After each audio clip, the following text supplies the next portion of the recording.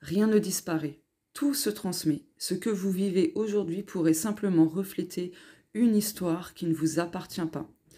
Et si les choix que vous faites, vos peurs ou simplement vos blocages actuels, n'étaient pas uniquement les vôtres, et si cela appartenait à votre lignée familiale? Dans ce podcast, je vous évoque les différentes catégories de liens transgénérationnels pour justement vous aider à vous mettre sur la voie pour comprendre certaines choses qui se répètent dans votre vie. Restez bien jusqu'à la fin car je vais vous guider vers des pistes plus ou moins concrètes pour vous aider à identifier et à comprendre ce qui vous appartient, peut-être pas. Bonjour à tous et à toutes, c'est Sandrine, j'espère que vous allez bien. Aujourd'hui, on se retrouve dans ce podcast pour aborder les mémoires transgénérationnelles par catégorie. Voilà, donc c'est parti, je passe pas par 4 chemins. Donc petite info, je vais faire un court résumé dans chaque catégorie, d'accord? Parce que bon, de toute façon, les histoires personnelles et familiales varient selon d'une personne à une autre. On ne vit pas tous les mêmes choses, notre famille n'a pas vécu les mêmes choses que d'autres familles. Enfin voilà, c'est important. D'où l'importance de se faire accompagner pour être sûr de toucher les bonnes mémoires transgénérationnelles afin de travailler là-dessus, d'y remédier, et de faire des protocoles spécifiques, adaptés et personnalisés pour en finir. Voilà. Allez, la première catégorie. C'est donc les blessures transgénérationnelles et on retrouve les 5 blessures de l'âme. Donc la blessure d'abandon, de trahison, de rejet, d'humiliation et d'injustice. Mais on retrouve aussi le silence, l'inceste, la guerre, les violences, la violence, la perte, les secrets, la culpabilité, la honte. Donc par exemple, si vous avez tendance à culpabiliser, en tout cas à ressentir une culpabilité et vous ne savez pas d'où ça provient, et vous ne savez pas pourquoi ça vous fait ça, eh bien, c'est vraiment le signe, vraiment le big signe que vous avez hérité de cette blessure transgénérationnelle. Donc du coup, il faudrait vous faire accompagner pour comprendre d'où provient cette culpabilité, pourquoi vous l'avez et dans quelle situation de votre vie, aspect de votre vie, ça se manifeste. Voilà, pour pouvoir justement vous en défaire. Par exemple, la guerre, vous avez peut-être très peur de la guerre, de tout ce qui est conflictuel, et ça peut justement vous déclencher beaucoup d'anxiété, crise d'angoisse, ça peut aller jusqu'à l'agoraphobie, la peur du monde extérieur. Donc, je vous parle de ce petit détail, enfin ce petit, lol, parce que moi, c'est ce que j'ai hérité en fait. Voilà. Oula, mon estomac. Par exemple, le silence, souvent, on vous a réduit ou réduite au silence. On vous a forcé à vous taire. Voilà. Et ça peut signifier que un ou plusieurs ancêtres de votre lignée familiale a justement vécu ce silence forcé sous diverses formes. Vous voyez ? Donc voilà.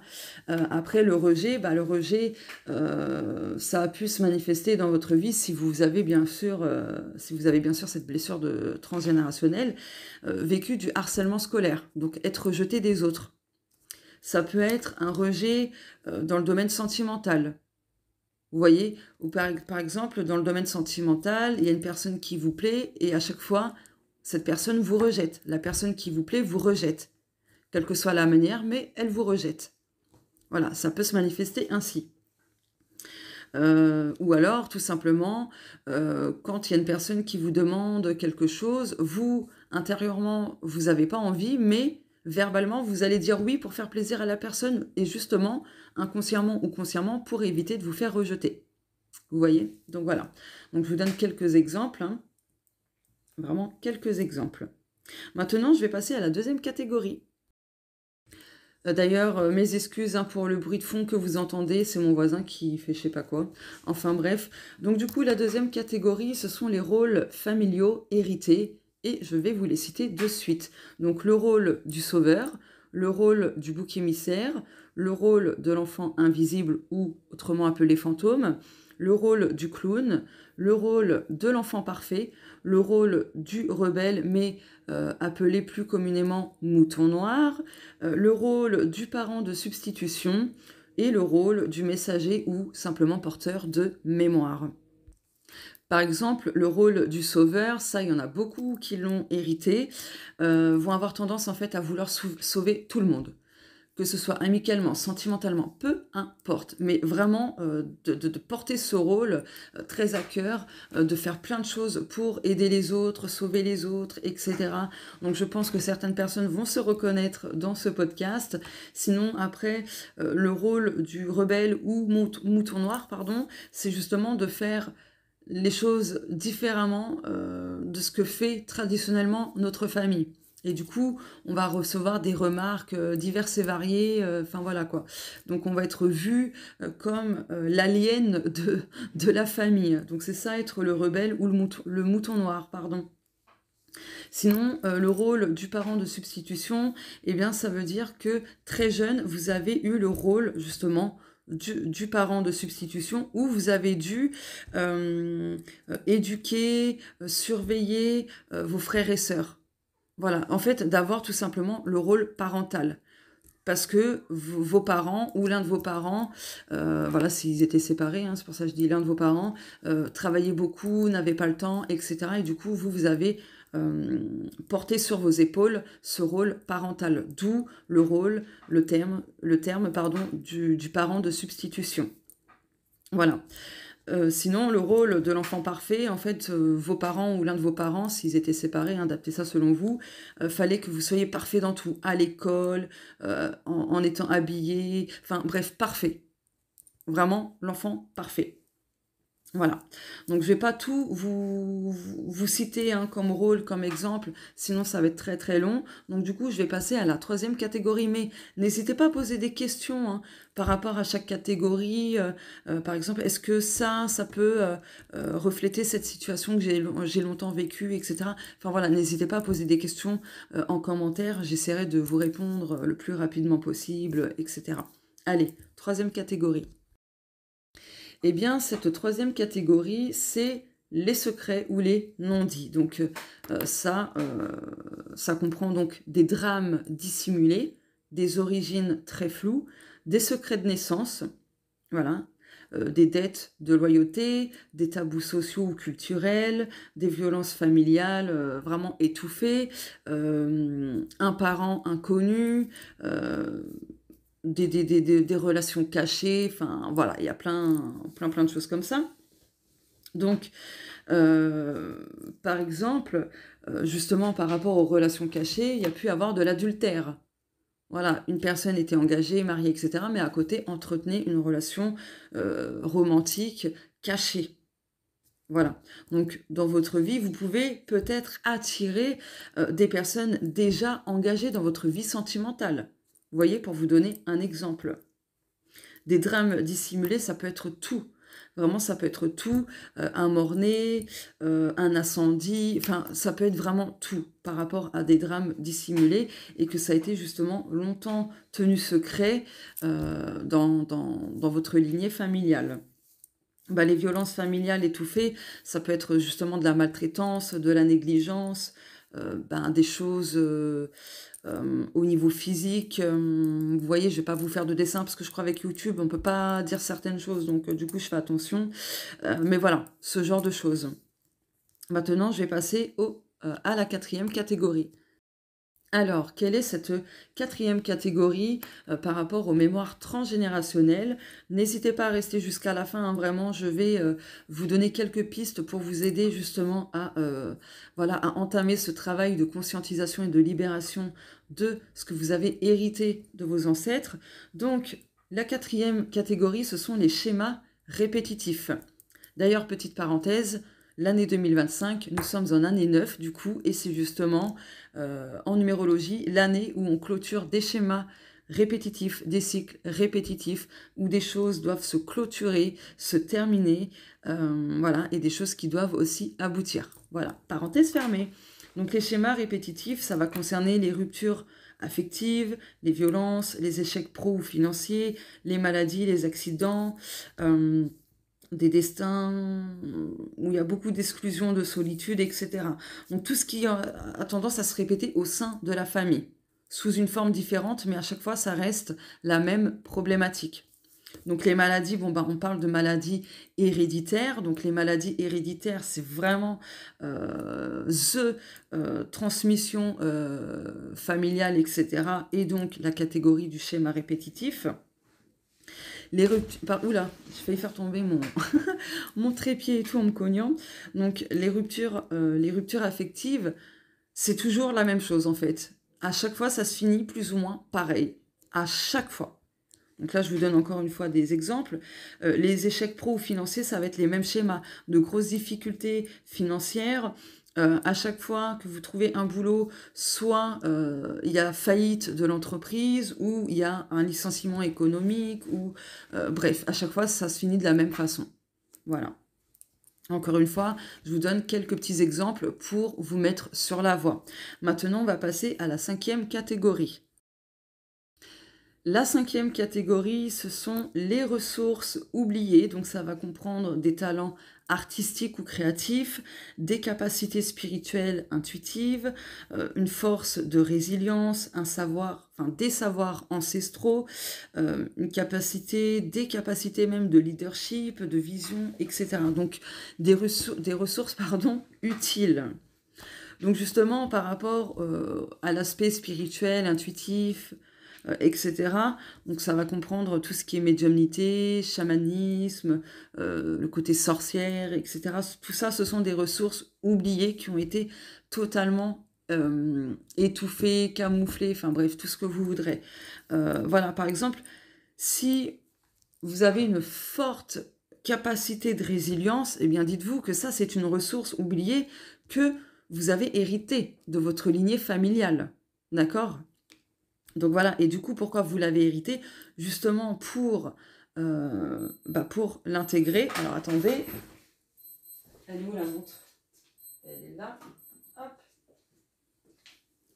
La montre qui sonne, justement pour vous alerter qu'il est important justement d'utiliser cette capacité de résilience pour transmuter beaucoup de choses dans votre vie personnelle, mais aussi dans votre lignée familiale. Voilà. Les savoirs ancestraux, c'est que vous avez des connaissances innées sur beaucoup de domaines de vie. Et donc ça fait partie des ressources oubliées appartenant à votre arbre généalogique. Voilà. Donc je vous donne encore une fois des petits exemples. Maintenant, on va passer à la dernière catégorie, donc la 6e catégorie. Alors, la 6e catégorie, ce sont les ancêtres et les archétypes. Donc, les ancêtres, ça va comprendre les aimés, les exclus, les blessés, les puissants et les porteurs de mémoire. Et les archétypes, c'est la mère, l'enfant, le père, le rebelle, le bouc émissaire, le héros, le sage, l'oublié et le guérisseur.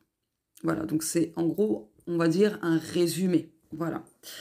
Maintenant, je vais vous partager quelque chose d'un peu personnel pour vous donner vraiment quelque chose de concret en termes d'exemples, voilà, et vous faire comprendre à quelle catégorie ça appartient.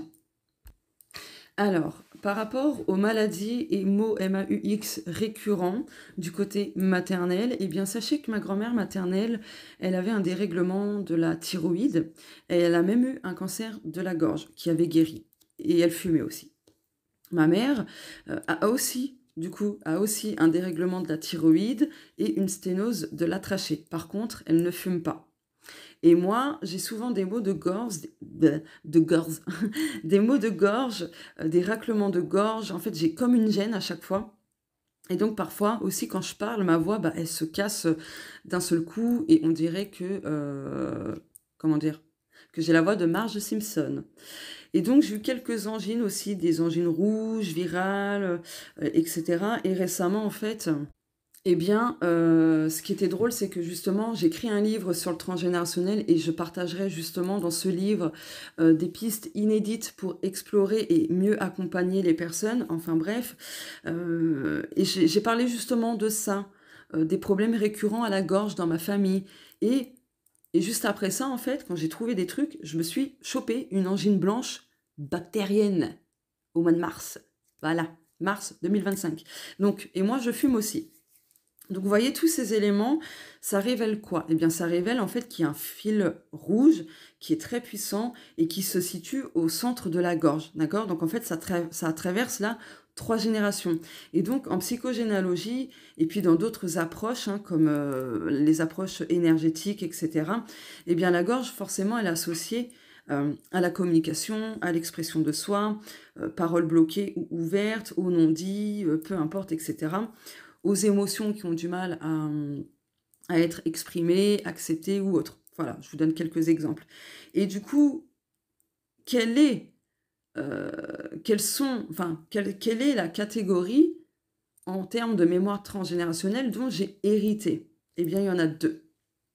La première, c'est la transmission transgénérationnelle des secrets ou non-dits et des schémas répétitifs, puisque la gorge est impactée sur 3 générations.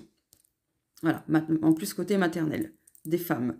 Donc, le fait que ma grand-mère, ma mère ait eu des troubles à la gorge, sans nécessairement avoir les mêmes causes, hein, puisque ma mère ne fume pas du tout, en tout cas, ça indique quand même qu'il y a une mémoire possible liée à l'interdiction ou à la difficulté de parler. Donc ça peut venir d'un secret de famille qui n'a jamais été révélé parce que c'est trop lourd à porter, soit parce qu'il y a une histoire de femme réduite au silence, donc soumission, peur, honte, violence, etc., ou d'un conflit de loyauté du style bah, « si je parle, je trahis ma lignée, ma famille ». Vous voyez? Donc voilà, pour vous donner quelques pistes, vraiment quelques pistes. Est-ce que j'ai fait le tour? Je vérifie, hein. Je vérifie. Oui, par rapport à la thyroïde, il semblerait que ce soit un organe de valeur, etc. Et quand il y a un dérèglement, c'est souvent lié justement à un conflit d'identité, genre bah, qui suis-je si je ne fais pas ce qu'on attend de moi, ou ça révèle une pression intérieure énorme, donc je dois faire vite, je dois faire bien, je dois faire trop, je dois faire ci, je dois faire ça, etc. Ou simplement une dévalorisation chronique du style ouais, je suis pas assez, je suis pas capable, et patati et patata. Voilà. Donc dans ma famille, il y a une possibilité d'héritage de femmes en fait qui se sont oubliées pour les autres. Donc ça, je confirme, hein. Je confirme. Oui, ça, c'est toutes les notes que j'ai prises pour moi quand j'ai travaillé sur moi-même par rapport à ça. Et du coup, voilà, où ça peut révéler qu'elles n'ont jamais pu vivre leur propre rythme ou leur propre vérité, leurs propres envies, etc. Voilà. Par rapport à moi, à mes mots, mes petites gênes à la gorge, etc., mon corps exprime en fait une tension entre le désir de parler, de dire, d'exprimer quelque chose, tout simplement. Ça peut aussi être une peur inconsciente de blesser ou de trahir et même de déranger, ou simplement d'être puni pour avoir exprimé quelque chose. Et du coup, le fait que je fume, inconsciemment, c'est un moyen en fait d'anesthésier la gorge pour éviter de ressentir ou même de dire. Voilà. Ou simplement d'imiter le comportement de ma grand-mère qui, elle, fumait. Voilà. Donc pour moi, tout ça, c'est valable. Voilà. Donc ce sont les notes que j'ai prises. Voilà, tout simplement. Donc en fait, les questions à se poser par rapport à ce type de problématique, dans mon cas, me demander qu'est-ce qui n'a pas été dit dans ma lignée maternelle. Qui a été empêché de parler ou qui a été puni pour avoir dit quelque chose, etc. Qu'est-ce que j'aimerais moi aussi libérer pour moi, pour mes ancêtres. Mes ancêtres du côté maternel, la lignée des femmes de ma famille. Pardon, là, j'ai bugué. Voilà, c'est ce type de questions à se poser. C'est pour ça que c'est important, en fait, de se faire accompagner, parce que des fois, seul, c'est hyper compliqué, parce qu'on n'a pas le même point de vue, on est beaucoup moins dans l'objectivité, en fait. Tandis que la personne qui accompagne, elle est totalement neutre et elle a vraiment une vue d'ensemble énorme. Voilà. Donc pour vous libérer, alors certes, il y a les soins énergétiques, mais les soins énergétiques, ça ne fait pas tout, sachez-le, d'accord? L'accompagnement est vraiment important, c'est vraiment indispensable pour relier les points d'un autre, etc., etc. Bref, pour relier tous les points, pour comprendre, conscientiser, mettre en place des protocoles bien spécifiques, etc. C'est hyper important. Vraiment hyper important. Voilà. Après, vous pouvez, dans un premier temps, voilà, même si pour l'instant vous ne pouvez pas entamer un accompagnement, dans un premier temps, ce que je recommande à tous et à toutes, c'est de faire une lettre globale de libération. De mettre les intentions dans cette lettre, de vous libérer de ce qui ne vous appartient pas et de ce que vous avez du coup hérité en termes de mémoire transgénérationnelle. C'est déjà un bon début. En plus, si dans ce podcast, vous avez capté certaines choses possibles que vous aurez hérité de vos ancêtres, eh bien, n'hésitez pas à les ajouter. Voilà, ce sera un bon début. Faire une lettre de libération. D'écrire, de vider votre sac des choses que vous pensez porter et qui ne vous appartiennent pas, par exemple. Donc voilà pour ce podcast, il touche à sa fin. N'hésitez pas à commenter, à me poser des questions si vous en avez. Oula, mon ventre qui a gargouillé. N'hésitez pas, je vous répondrai dès que possible. Je vous remercie pour votre écoute. Et si vous me découvrez à travers ce podcast, justement, n'hésitez pas à vous abonner en activant la petite cloche et en cliquant sur toutes.